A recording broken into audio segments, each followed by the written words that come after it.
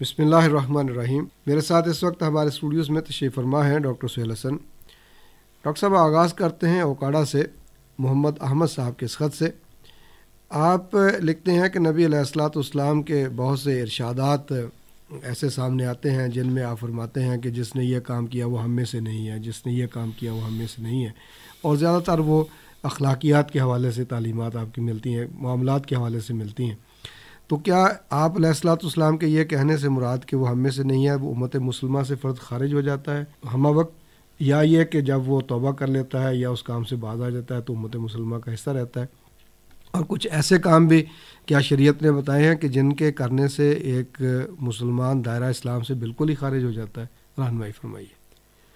بسم اللہ الرحمن الرحیم، الحمد للہ رب العالمین، والصلاة والسلام علی سید المرسلین وعلی آلہ وصحبہ اجمعین۔ جناب محمد احمد صاحب، ہمیں یہ معلوم ہونا چاہیے کہ اللہ تعالیٰ نے سب بندوں پر اسلام میں داخل ہونا، اس پر عمل کرنا، اور جو چیز اس کے مخالف ہے اس سے بچنا لازم قرار دیا ہے، اور نبی کریم صلی اللہ علیہ وسلم نے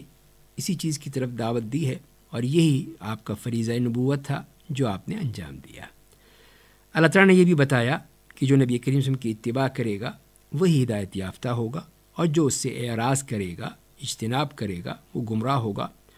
اور اسی طرح پھر بہت سی آیات میں اللہ تعالیٰ نے وہ باتیں بتا دی ہیں کہ جس کے ذریعے سے انسان یا تو فسق و فجور کا شکار ہو جاتا ہے، یا وہ شرک میں پڑ جاتا ہے، یا وہ دین سے خارج ہو جاتا ہے۔ تو یہ تمام چیزیں جو ہیں وہ قرآن کریم میں اور احادیث نبویہ میں واضح طور پر بتا دی گئی ہیں۔ اس میں سے جو چیزیں اگر ہم تفصیل میں جائیں تو وہ تو بہت وقت لے گی، تو چند چیزیں آپ کے سامنے رکھ دیتے ہیں جو کہ قرآن کریم میں جس کا ذکر فرمایا گیا ہے اور جس سے اللہ تعالیٰ نے ہمیں بچنے کی تاکید کی گئی ہے، یعنی وہ چیزیں ہیں جس کو ہم نواقض اسلام کہہ سکتے ہیں، یعنی اسلام کی وہ چیزیں جس سے ہمیں بچنے کا، رکنے کا حکم دیا گیا ہے۔ اس میں پہلی بات تو یہ ہے کہ اللہ کی عبادت میں شرک کرنا، جیسے کہ ارشاد باری تعالیٰ ہے سورہ نساء کی آیت نمبر 116 میں کہ اللہ تعالیٰ قطعی طور پر نہیں بخشے گا کہ اس کے ساتھ شریک مقرر کیا جائے، اور شرک کے علاوہ باقی گناہ جسے چاہے گا بخش دے گا۔ اور اسی طرح ارشاد باری تعالیٰ ہے کہ یقین مانو کہ جو شخص اللہ تعالیٰ کے ساتھ شرک کرتا ہے اللہ تعالیٰ نے اس پر جنت حرام کر دی ہے، اور اس کا ٹھکانہ جہنم ہے، اور گناہ گاروں کی مدد کرنے والا کوئی نہیں ہوگا، سورہ مائدہ کی آیت نمبر 72 میں۔ اسی طرح یہ ہے کہ مردہ لوگوں کو پکارنا یا ان سے مدد مانگنا، ان کے لیے نظر و نیاز کرنا، ذبح کرنا، کسی جن یا قبر والے کے لیے ایسی کسی قسم کی بات جو اللہ کے لیے ہے، وہ سب کچھ کرنا، اس کو سختی سے منع کر دیا گیا۔ دوسری بات یہ ہے کہ جس نے اللہ تعالیٰ اور اپنے درمیان کوئی ایسے واسطے اور وسیلے بنائے جنہیں وہ پکارے اور ان سے شفاعت طلب کرے، ان پر توکل کرے، ان پر بھروسہ کرے، تو یہ چیز بھی اس کو اسلام سے خارج کرنے کے قریب پہنچا دیتی ہے کہ اس نے اللہ کو چھوڑ کر اس قسم کی چیزوں پر بھروسہ کیا جو کہ صحیح نہیں ہے۔ تیسری بات یہ ہے کہ مشرکوں کو کافر نہ سمجھے، نہ ہی انہیں کافر کہے یا ان کے کفر میں شک کرے یا ان کے مذہب کو صحیح کہے یا اس کو بہت ہی تعریف کرتا رہے، تو یہ چیز بھی غلط ہے۔ ہمیں اس سے دور رہنا چاہیے کہ جب تک کہ ہم اس بات کو مانیں کہ جو ہمیں بتایا گیا ہے وہ صحیح ہے، اور اس بات کو بھی کہ جو غلط ہے اس کو غلط کہیں اور اس کو نہ مانیں، یہ بھی ہمارے دین کا حصہ ہے کہ ہم ان چیزوں سے بھی دور رہیں اور ان کے لیے دلوں میں نفرت کا احساس رکھیں۔ چوتھی بات یہ ہے کہ جو یہ اعتقاد رکھتا ہے کہ نبی کریم صلی اللہ علیہ وسلم کے علاوہ کسی اور کا طریقہ آپ صلی اللہ علیہ وسلم کے طریقے سے بہتر اور اکمل ہے، یا نبی کریم صلی اللہ علیہ وسلم کے علاوہ کسی اور کا حکم نبی کریم صلی اللہ علیہ وسلم کے حکم سے افضل ہے،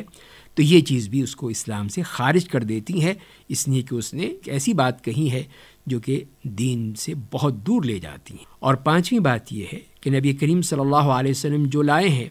اس میں کسی چیز سے کوئی بغض رکھنا، نفرت رکھنا، عناد رکھنا، اگرچہ اس پہ عمل نہیں کرتا ہو یا عمل کرتا بھی ہو لیکن دل میں یہ نفرت رکھتا ہے، تو وہ بھی شخص جو ہے اسلام سے خارج ہو جاتا ہے۔ اس لیے کہ ارشاد باری تعالیٰ ہے سورہ محمد صلی اللہ علیہ وسلم کی آیت نمبر 9 میں، یہ اس لیے کہ وہ اللہ تعالیٰ کی نازل کردہ چیز سے ناخوش ہوئے تو اللہ تعالیٰ نے ان کے اعمال ضائع کر دیے۔ اور چھٹی بات یہ ہے کہ جس نے بھی نبی کریم صلی اللہ علیہ وسلم کے دین کا مذاق اڑایا یا اس کے ثواب یا عقاب یا سزا یا کسی بھی حوالے سے اس کا مذاق کیا تو اس نے بھی کفر کا ارتکاب کیا، جس کے بارے میں ارشاد باری تعالیٰ ہے کہ آپ کہہ دیجئے کہ اللہ تعالیٰ اور اس کی آیات اور اس کا رسول ہی تمہارے ہنسی مذاق کے لیے رہ گئے ہیں، تم بہانے مت بناؤ، یقیناً تم اپنے ایمان کے بعد کافر ہو گئے ہو۔ سورہ توبہ کی آیت نمبر 65 اور 66 میں۔ ساتویں بات یہ ہے کہ اس طرح کے جادو ٹونے کرنا، جس میں کسی کو کسی کی طرف مائل کرنا، کسی سے پھیر دینا، کسی کے لیے کوئی اور بیماری کا، تکلیف کا، مسائل کا اس میں ذکر ہونا، تو جو شخص کو مانتا ہے، اس کے مطابق عمل کرتا ہے، اس پر راضی ہے، تو وہ بھی دین سے خارج ہو جاتا ہے۔ جیسے کہ قرآن کریم میں ارشاد باری تعالیٰ ہے کہ وہ دونوں بھی کسی شخص کو اس وقت تک نہیں سکھاتے تھے جب تک کہ یہ نہ کہہ دیں کہ ہم تو ایک آزمائش ہیں، تو کفر مت کر، سورہ بقرہ کی آیت نمبر 102 میں۔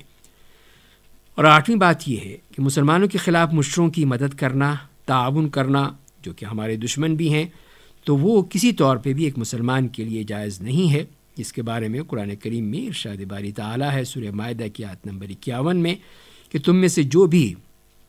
ان میں سے کسی سے دوستی کرے گا، بے شک وہ انہی میں سے ہے، بے شک اللہ تعالیٰ ظالموں کو ہرگز راہ راست نہیں دکھاتا۔ اور نویں بات یہ ہے کہ جو یہ اعتقاد رکھتا ہے کہ بعض لوگ شریعت محمدیہ صلی اللہ علیہ وسلم سے نکلنا چاہتے ہیں اور وہ جائز ہے، جیسے کہ حضرت خضر کو موسیٰ علیہ السلام کی شریعت سے نکلنا جائز تھا، تو وہ شخص جو ہے وہ اسلام سے خارج ہے، اس لیے کہ وہ اس طرح شریعت سے اپنے آپ کو بالکل ہی بری کرنا چاہتا ہے۔ اور جیسے کہ سورہ آل عمران کی آیت نمبر 85 میں ذکر کیا گیا